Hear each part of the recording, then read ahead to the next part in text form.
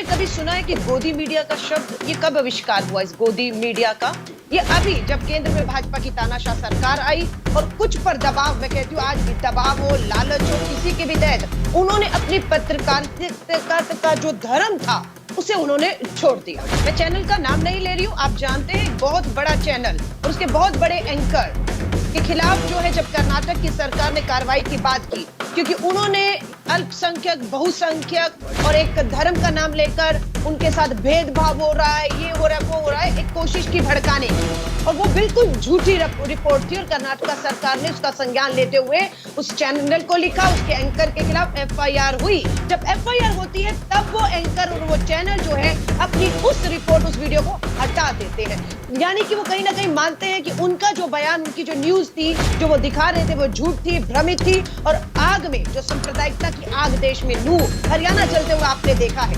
जातियों में लड़ते हुए आज तक खून खराबा, हत्याएं जो हो रही है, मणिपुर आप देख रहे हैं। तो हमारी इंडिया की कोशिश है कि मीडिया का जो चौथा स्तंभ लोकतंत्र का है उसकी बहुत बड़ी भूमिका है और आज बहुत सोच समझ के फैसला लिया गया है कि हम चैनल का बायकॉट नहीं करेंगे। ये बहुत बड़ा फैसला है, लेकिन जो एंकर 14 नामचित किए गए हैं, जिनके नाम आज सामने लाए गए हैं, उनके बहुत से वीडियो देखे गए, उनके बहुत से शोज देखे गए, उसकी हेडलाइन देखी गई और उसके बाद ये तय हुआ। नमस्कार दोस्तों, स्वागत है आपका सच की आवाज में। जिस तरह से 14 पत्रकारों का बहिष्कार किया गया है इंडिया अलायंस द्वारा, उसको लेकर लगातार चर्चा हो रही है और सब तरफ वही मुद्दा छाया हुआ है। जिस तरह से प्रधानमंत्री नरेंद्र मोदी भी खुद इस पर बात करने वाले हैं जल्द ही, क्योंकि आप सबको पता है जिस तरह से बहिष्कार तो पत्रकारों का किया गया है, लेकिन बेचैनी भाजपा प्रवक्ताओं को हो रही है। तो इससे आप समझ सकते हैं कि आने वाले समय में किस तरह का माहौल होने वाला है। दोस्तों, आपको बता दें कि न्यूज 24 पर इसी को लेकर बहस हुई। अलका लांबा कांग्रेस की प्रवक्ता है, जो उन्होंने किस तरह से मानक गुप्ता को समझाया कि आखिरकार क्यों जरूरी था इन 14 पत्रकारों का बहिष्कार करना। और तो और अलका लांबा ने तो ये तक कह दिया कि जिस तरह से बहुत सारे ऐसे पत्रकार थे जो सरकार से सवाल पूछते थे, तो उनकी छुट्टी करवा दी भारतीय जनता पार्टी की सरकार ने टीवी चैनल से और उनको नौकरी से हटवा दिया गया। और अब वही पत्रकार, वो चाहे रवीश कुमार हो, पुण्य प्रसून वाजपेयी हो, अजीत अंजुम हो, अभिसार शर्मा हो, साक्षी जोशी हो, कुमकुम बिनवाल हो, कितने सारे ऐसे पत्रकार हैं जो टीवी चैनल को छोड़कर यूट्यूब, फेसबुक पर अपने वीडियोस डालते हैं और आज उनकी व्यूवरशिप आप देख सकते हैं आज तक जैसे बड़े टीवी चैनल से भी ज्यादा है। तो आप इसी से अंदाजा लगा सकते कि रवीश कुमार, पुण्य प्रसून वाजपेयी या अभिसार शर्मा या अजीत अंजुम या कुमकुम बिनवाल जैसे पत्रकारों ने क्यों मजबूर होकर टीवी चैनल्स को छोड़ा। तो आइए देखते हैं दोस्तों, क्या कहती है अलका लांबा, कांग्रेस की प्रवक्ता, इस मुद्दे पर। आप सभी का स्वागत। अलका लांबा, आपसे शुरू कर रहा हूं। अलका, टीवी एंकर्स को इस क्रॉस फायर में विपक्ष और सत्ता पक्ष में जो चल रही है, इसमें फंसाना क्या सही है? क्यों इनका, टीवी एंकर्स का क्या कसूर है? इनको क्यों बॉयकॉट कर रहे हैं?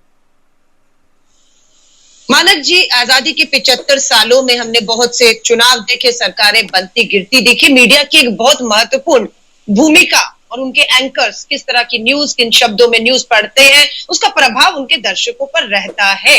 लेकिन आपने कभी सुना है कि गोदी मीडिया का शब्द ये कब आविष्कार हुआ? इस गोदी मीडिया का ये अभी जब केंद्र में भाजपा की तानाशाह सरकार आई और कुछ पर दबाव, मैं कहती हूँ आज भी दबाव हो, लालच हो, किसी के भी तहत उन्होंने अपनी पत्रकारिता का जो धर्म था उसे उन्होंने छोड़ दिया। मैं चैनल का नाम नहीं ले रही हूँ, आप जानते हैं बहुत बड़ा चैनल और उसके बहुत बड़े एंकर के खिलाफ जो है जब कर्नाटक की सरकार ने कार्रवाई की बात की, क्योंकि उन्होंने अल्पसंख्यक, बहुसंख्यक और एक धर्म का नाम लेकर उनके साथ भेदभाव हो रहा है, ये हो रहा है, वो हो रहा है, एक कोशिश की भड़काने की, और वो बिल्कुल झूठी रिपोर्ट थी और कर्नाटक सरकार ने उसका संज्ञान लेते हुए उस चैनल को लिखा, उसके एंकर के खिलाफ एफआईआर हुई। जब एफआईआर होती है तब वो एंकर और वो चैनल जो है अपनी उस रिपोर्ट, उस वीडियो को हटा देते हैं, यानी कि वो कहीं ना कहीं मानते हैं कि उनका जो बयान, उनकी जो न्यूज थी, जो वो दिखा रहे थे, वो झूठ थी, भ्रमित थी। और आग में जो सांप्रदायिकता की आग देश में लू हरियाणा जलते हुए आपने देखा है,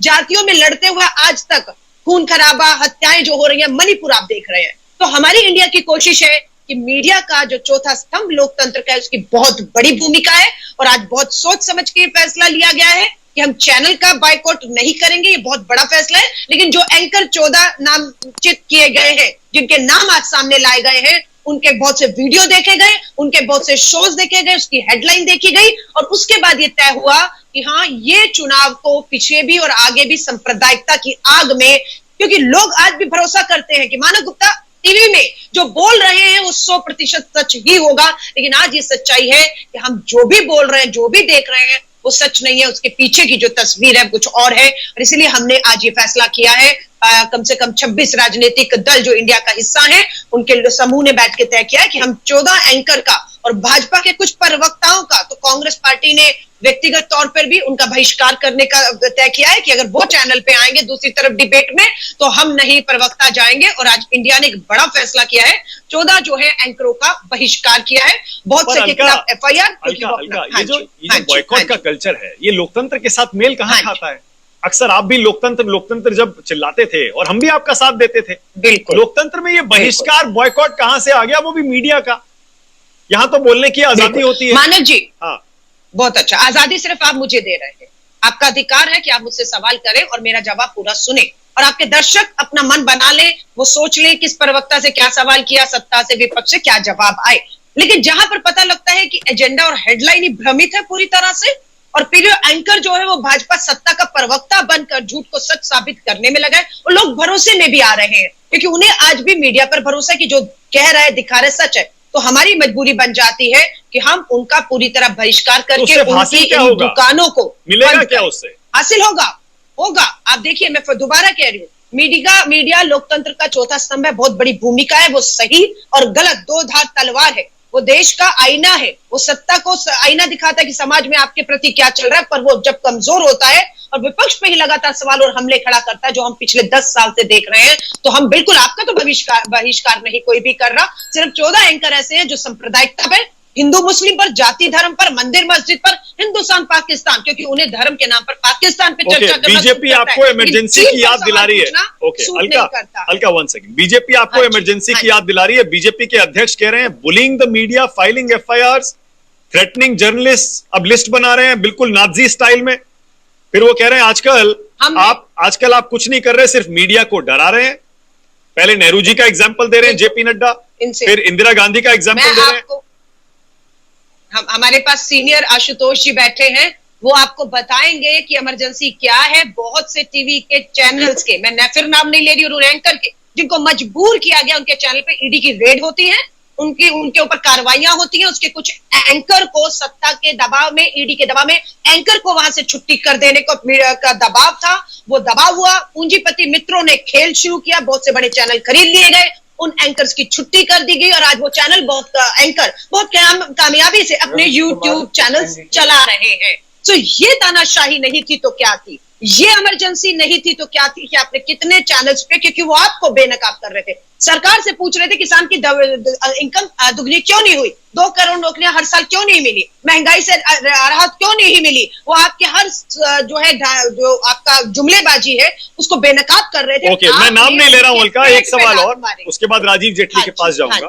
जितने भी एंकर्स के आपने लिस्ट में नाम डाले, उनमें से कईयों के रिएक्शन ये है कि आप चाहते थे कि वो आपका गुणगान करें, आपके चरण चुंबक बन जाएं, आपकी चरण वंदना करें, आपको समर्थन दें, इसीलिए सिर्फ एक प्रेशर टेक्निक के तौर पर आपने उनको बॉयकॉट किया है।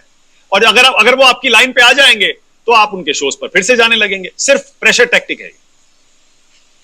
देखिए, लाइन क्या है? लाइन है आइडिया ऑफ इंडिया।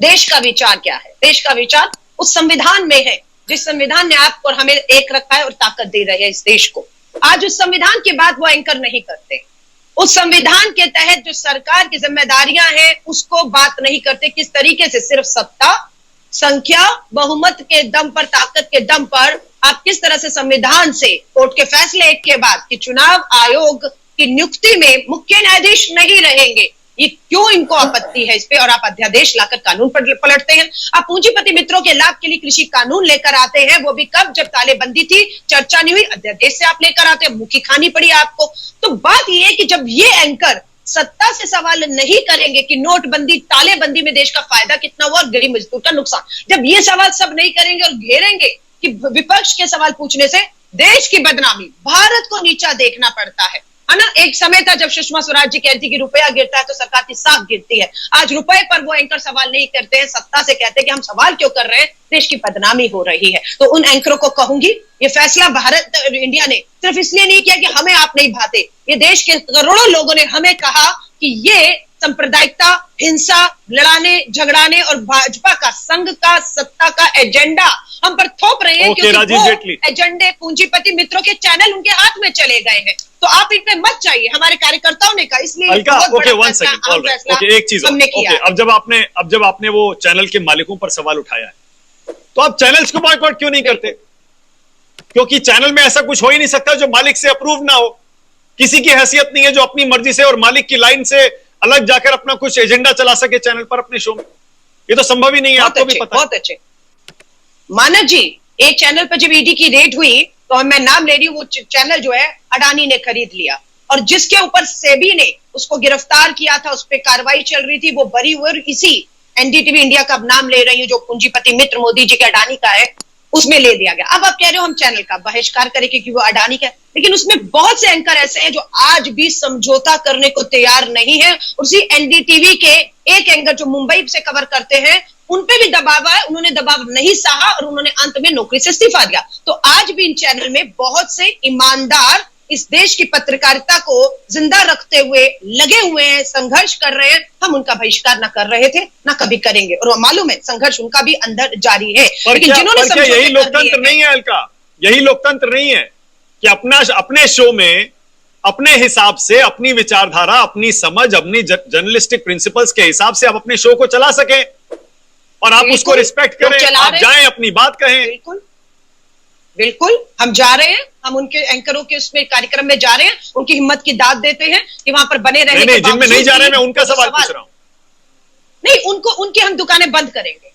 तो आप देख सकते हैं दोस्तों, अलका लांबा ने साफ साफ कह दिया, और अडानी पर, जिस पर के राहुल गांधी ने संसद में जिस तरह से हंगामा काट दिया था, जिस तरह से प्रधानमंत्री नरेंद्र मोदी से लेकर पूरी भारतीय जनता पार्टी डरी हुई थी, उसी मुद्दे पर अलका लांबा ने इस डिबेट को भी लाकर छोड़ दिया। अलका लांबा ने साफ साफ कहा कि पहले वो नाम नहीं ले रही थी, लेकिन जब मानक गुप्ता बार बार सवाल पूछ रहे थे तो उन्होंने नाम लेकर ही कह दिया कि एनडीटीवी को खरीद लिया गया। तो उसमें से जिस तरह से अभी एक ही पत्रकार ने, जो भी यूट्यूब पर आ गया है, उसने छोड़ा था, उससे पहले रवीश कुमार ने छोड़ा था, और अलका लांबा ने यह भी कहा कि उसमें ऐसे ऐसे ईमानदार पत्रकार भी थे जो सरकार की आंखों में आंख डालकर सवाल पूछने की हिम्मत रखते थे। इसलिए सभी टीवी चैनल्स का बहिष्कार नहीं किया गया, केवल उन पत्रकारों का बहिष्कार किया गया है जो अपने जमीर को मार चुके हैं और जो आरएसएस और भाजपा का एजेंडा चलाते हैं, उसको आगे बढ़ाते हैं। तो दोस्तों आप देख सकते हैं, हालांकि मानव गुप्ता इसमें भी पूछते हैं कि यह तो लोकतंत्र की खूबी है, सबको बोलने का अधिकार है, तो अलका लांबा कहती है कि यही तो समस्या थी कि वो हमें बोलने ही नहीं दे रहे थे। यही तो बात थी, अगर वो सबको सही समय देते तो हमें कोई दिक्कत नहीं होती। वो जो मर्जी बोले, भाजपा के प्रवक्ता क्या बोलते हैं, पत्रकार क्या बोलते हैं, लेकिन पत्रकार कांग्रेस का प्रवक्ता होता, समाजवादी पार्टी का प्रवक्ता होता, आम आदमी पार्टी का प्रवक्ता होता और किसी पार्टी का प्रवक्ता होता, तो उसको बोलने का समय ही नहीं देते थे। यही सबसे बड़ी समस्या थी, जिस कारण इंडिया गठबंधन ने 14 पत्रकारों का बहिष्कार किया। और यह देश में शायद पहली बार हुआ कि इतने बड़े बड़े टीवी चैनल्स के इतने बड़े बड़े पत्रकारों का बहिष्कार किया गया, वो भी एक साथ 28 दलों द्वारा। दोस्तों इस पर आप क्या कहते हैं, अपनी राय कमेंट बॉक्स में जरूर दीजिएगा।